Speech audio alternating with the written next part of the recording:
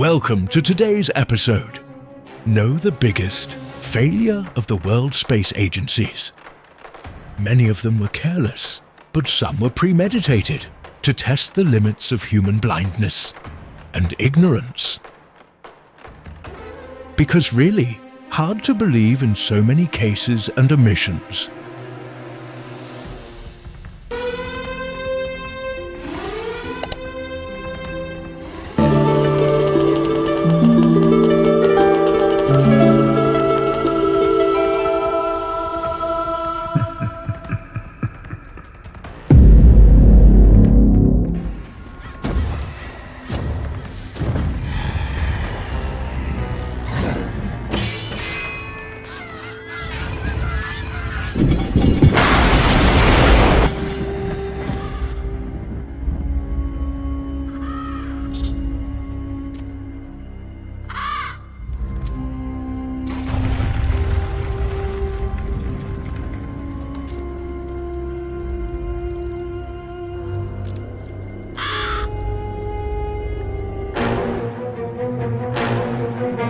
Before we start, I remind, this material is educational and entertaining. This is not an attack on NASA, just an attempt to look at their history from a different perspective, a more curious side. The film encourages independent thinking, analysis of sources and scientific curiosity, all presented facts, recordings and quotes, derived from publicly available materials. This is Houston. Say again, please. Houston, we have a problem. Hello to all those seeking the truth and those who came here out of pure curiosity. Today, we'll return to the topic of the biggest blunders space agencies try to keep quiet about, and about which so-called conspiracy theorists are raising alarm bells. We'll see how both explain all these ambiguities. First up, we'll focus on space bubbles. They appear in recordings shared by NASA and during live broadcasts. I'm talking about air bubbles floating in the frame. As if the astronauts weren't in space, but underwater. And I remind you that I'm not accusing anyone of faking anything. I'm merely trying to analyze what viewers see and ask questions that are troubling internet users. For years, NASA has been publishing videos of astronauts in weightlessness. In many of them, you can see small, bright dots floating around the camera or the astronauts. The internet is full of various examples of such strange anomalies that, it would seem, shouldn't be happening. Perhaps we should start by examining how official science explains these phenomena. It most often explains these objects as micro ice crystals detaching from the station, or fragments of paint, waste particles, or dispersed particles from the cooling system. Everything we see can be explained by physics, the realities of life in space. For some, it sounds very reasonable. But there are those who do not believe these explanations. Best listen. What he has to say about this. Very special and famous astronaut Scott Kelly. Why it is special, I will tell you in a moment. We will first briefly discuss his character. Scott is a Navy commander, pilot and engineer, to which the record belongs. The longest-lived American in space. He would stay at the ISS station for 340 days. So not the whole year, and its total time. He was spent 520 days outside the Earth. So quite a long time, and all this within 4 missions in 16 years. For example, he was responsible for servicing the telescope Hubble, which I mentioned in the previous episode about satellites. If you have not seen, I encourage you to catch up.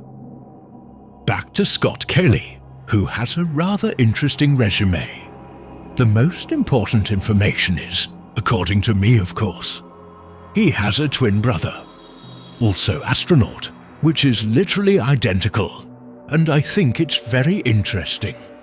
They were allegedly chosen Because of their identical genetic, officially because they are an excellent control group, to check what is the impact of being in space.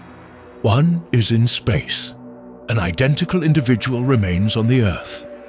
On return, their vital signs are compared. Theoretically, it makes a lot of sense. Mark also, like his twin brother, Scott was supposed to be in space 4 times, but definitely shorter, because only about 2 months in total. They were accepted to NASA together, and so later their fate from the agency intertwined. They have never been in space together. You might think this is one and the same person. If someone sentenced to almost 2 years of sitting in space, this can be a problem for such a person. How to live in society and not make a sensation. He should be in space, not on Earth. But the story with the twin brother changes everything. No one could accuse that something is wrong here. This will also work in the case of if there really are 2 brothers. Thanks to this, he was always be able to walk normally everywhere, without problems. He just couldn't stay in the same place with his brother. The twin brother excuse was a great idea, as well as the excuse to compare their health. You have to admit it, Mark was even a USA Senator. In 2016, Scott was supposed to leave NASA on the symbolic day of April 1st. On April Fool's Day, maybe it's just an eyelet, which he has sent to us clearly. You are an astronaut for the rest of your life. Although Scott is not actively involved in NASA missions, it still promotes them. For example, at space conferences and other cosmic events. And here we go back to of our space bubbles. When asked how he could explain them, Scott replied something like this. Yeah, often on the outside of the space station, you'll liberate little pieces of, it's a really harsh environment out there, and the outside of the space station gets beat up pretty good. And sometimes, you'll see just little flecks of paint or something that you might have disrupted floating away from the suit. And, that's generally what that is. I've never seen any kind of air bubble anywhere. Then we hear a sharp retort of the questioner. Is it possible filming in the pool and you're not really in space? As you can see, Scott was very confused. He did not know what to answer. And it's really surprising. Someone who gives a lecture on behalf of the agency. He should be prepared for this. Have an answer to every question. Literally pour them like from the sleeve. Instead, we see a very confused lecturer who seems to feel persecuted by an uncomfortable interlocutor. A few weeks later, on another occasion, our inquisitive conspiracy theorist met Scott again, repeating his question about the bubble. Heard from Scott that he doesn't know what it is. He tried to remind him. No? You Mr. Kelly? Yeah. Oh, yeah? You don't remember the question from Tampa about the bubbles in space coming up from the helmet? Yeah, you guys are in an underwater pool, remember? We know. Conspiracy theorists have their eyes on our astronaut. His facial expression said it all, but his lips remained silent, tormenting him at every opportunity. He was attacked again in a bookstore during his book signing. But we'll get back to that in a moment. But let's first go back to bubbles in a vacuum, which always move upward. Which is very strange because dust, or ice crystals or paint, should disperse in every direction. In space, there are no buoyancy forces like those we experience underwater, where air is always pushed upward toward the surface. If we set the water in motion, we could momentarily change the bubble path, and dust would behave differently. Remember that these vehicles are supposed to travel at a speed of less than 30,000 kilometers per hour. So separating from a given object at such a speed should be quick and unnoticeable to the human eye or camera. NASA has gigantic training pools called neutral buoyancy laboratories. These are stadium-sized facilities equipped with complete mock-ups of ISS modules, where they supposedly practice spacesuit movement, outdoor work, and weightlessness. Conspiracy theorists argue that you can see their identical air bubbles as in the final NASA footage. There is also very similar lighting, with identical reflections of this light on the masks. And the astronauts' movements are slow, fluid, like those of divers. While the fact that they are building identical structures on a 1-to-1 scale isn't indisputable proof, it certainly raises a whole host of questions, which, it would seem, remain unanswered, certainly not by the agency. Whoever wants to believe will believe, and those who know better will know better. What do you think? Are these really bubbles? Are they just microscopic ice crystals? Is NASA right, or do internet users have a more sensitive eye than experts? Please share your opinion in the comments.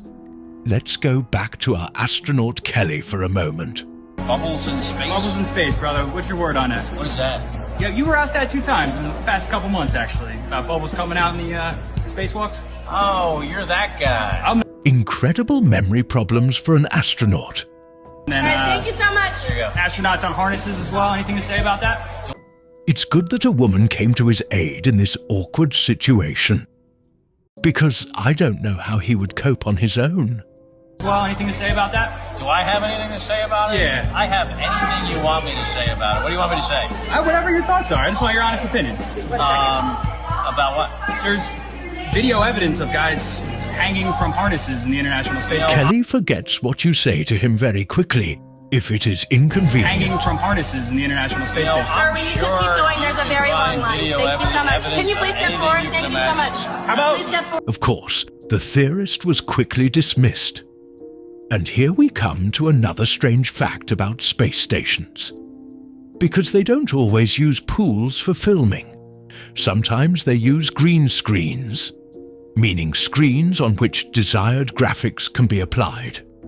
A technology known for many years, very eagerly used by filmmakers. In the pool, space flying is much easier.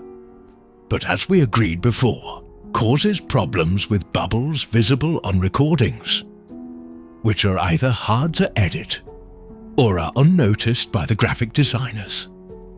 We cannot exclude the possibility of that they are so sure of collective blindness that they simply do not care about them. This is a zero-G aircraft which ascends rapidly and then freefalls.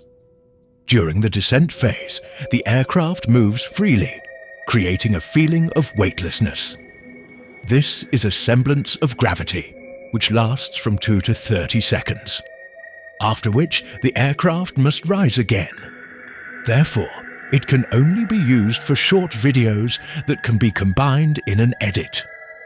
Live broadcasts from such a location are not permitted. That's why swimming pools or green screens are used. In addition to green screens, sometimes a technology known since the beginning of cinematography is used: backgrounds. In the past, these were images or photos, which slowly evolved into huge screens that act as backgrounds, make an impression that this is really happening. It's a wonderful form of theatre, or perhaps more accurately, cinematography. Although it may be that this is already its slow demise because AI is developing incredibly. Already, films generated by AI are practically indistinguishable from the real thing.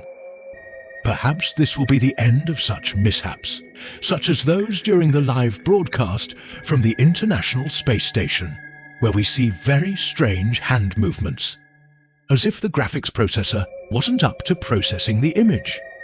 During another live recording, one of the cosmonauts appeared, as if pasted, and it's quite clumsy in the movie.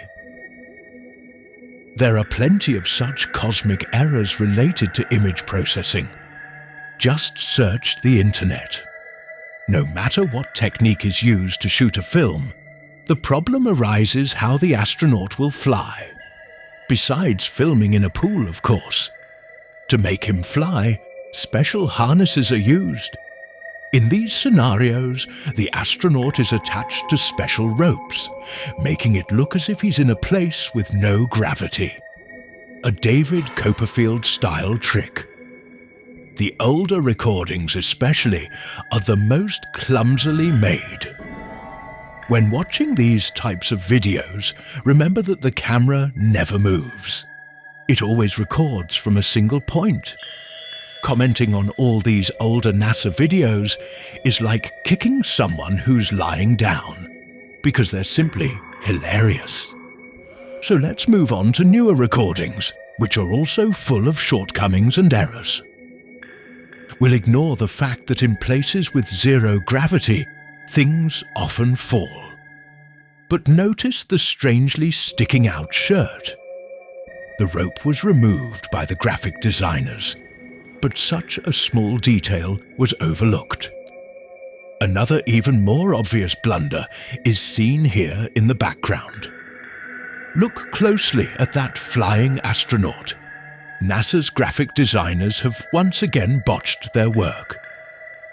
Even though astronauts try to be very vigilant, whenever they notice a mishap, they try very hard to hide it. The problem is that they're only human, and humans make mistakes. The fact that the average viewer isn't able to notice this is another matter. It's different if you know what you're looking for. You start analyzing their videos. For example, here you can see the rope again. So let's hurry up and watch space videos because they disappear so quickly. They're simply deleted to eliminate unnecessary speculation. Here you see a device's cable caught on an invisible wire. A wire that shouldn't be there. Luckily, her friend puts on a good face for the bad game. Generally, when watching movies from space, remember that they're not meant to show anything new, interesting, or useful. They're just meant to convince us that there's no gravity in space. Would it be an exaggeration to say it's some kind of circus? And the best is this constant lack of determination. In one video, we see stars in the background, and on others, they are simply not there. We only see a black background. Apparently, there are no clouds in space to obscure them. So, in a perfectly clear sky, we should see a whole lot of them. So listen to what different astronauts say about it. The sky, of course, was black. The thing is about you can see it during the day. Yeah, you can, and there's more than stars. You can see planets, you can see moons. Unfathomable blackness. And that when you look, when I look out at the stars, I see so many stars and planets. And when you're in space and you're looking into deep space and you're on the sun side of the orbit, the sunlight washes out all the starlight, so you can't see any stars. It's the darkest black you can imagine. We can also see stars if we're on the dark side of Earth. And the sky is a deep black when viewed from the moon. We were never able to see stars from the lunar surface or on the daylight side of the moon by eye without looking through the optics. The thing about Carl Sagan, billions and billions of stars, there really are billions and billions of stars. The biggest visual surprise was just how black the sky was. It's amazing, isn't it? Every astronaut has a different opinion on this. What amazes me most is that they don't have a predetermined version to tell us. Everyone seems to say whatever they think is appropriate. I think they should have some PR training. The videos produced by space agencies look identical. Some show deep black, while others that show a starry sky. Consequences seem to be unknown to them. It's as if they avoid them as much as possible.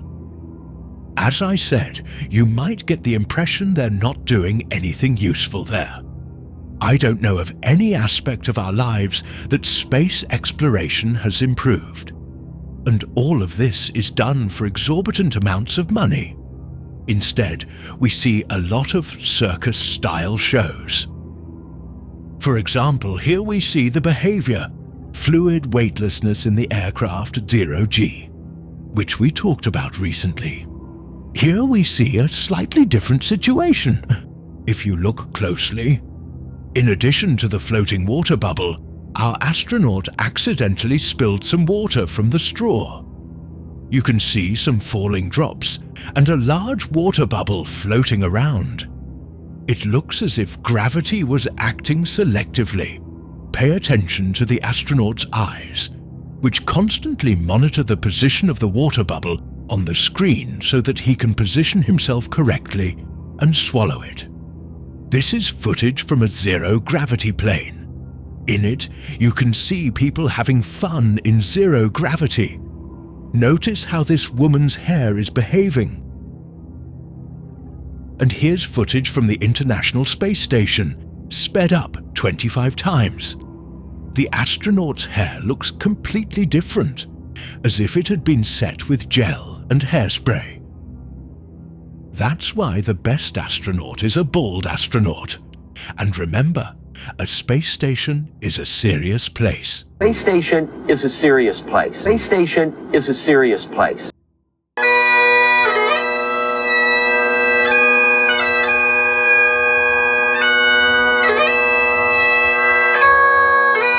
Yes, this is a very serious place, and it's very hard to disagree. I'm very curious about your opinion on this topic. Let me know what you think in the comments. Which version resonates more with you? The one propagated by conspiracy theorists, or the one we hear from official science? Thank you to everyone who supports the channel. If you'd like to become one, check out the description of this video. You'll also gain access to unpublished materials. The original video is in Polish, as is my entire original channel. We're doing serious research, scientific research, and engineering research. However, I've been receiving many inquiries in comments and private messages about whether I could add English subtitles. So, I decided it would be better to remake the entire channel in English. Space station is a serious place. And I invite you on a trip through the absurdities of space.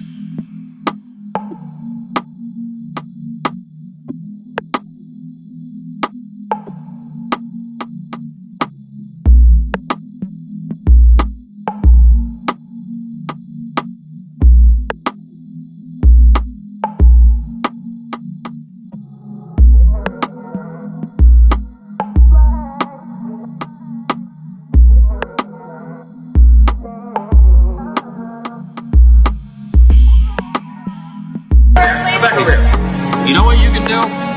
You can sell the same pictures yourself because they are public domain. Absolutely. They should be free to the taxpayers. They are free. Why are you selling it for $40? You can do whatever you want with it. Well, you're doing it a disjustice by ripping off the taxpayers. Hey, you know what? Hey.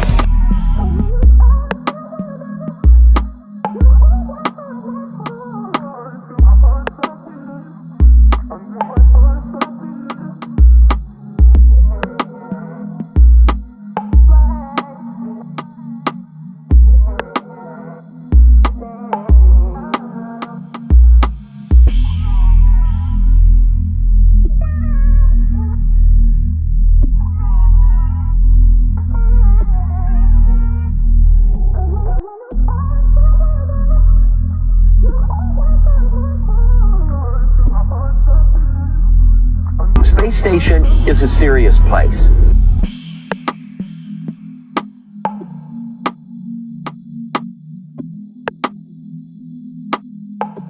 Is a serious place.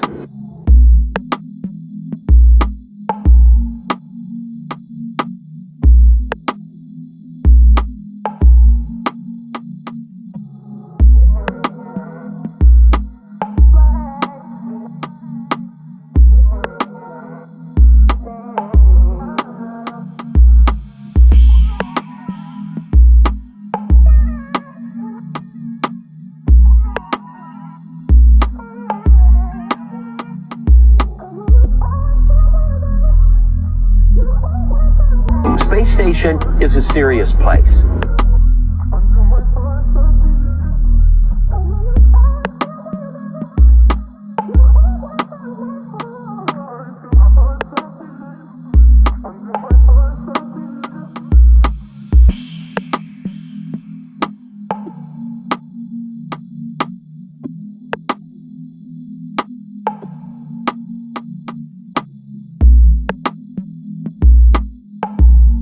We're doing serious research, scientific research, and of course, I've got my angry bird here, but we need a pig.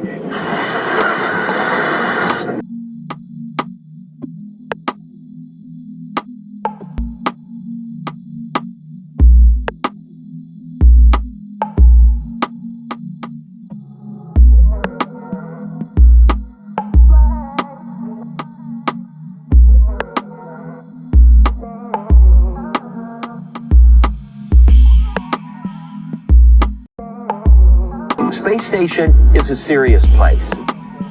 This is Houston. Say again, please. Houston, we have a problem.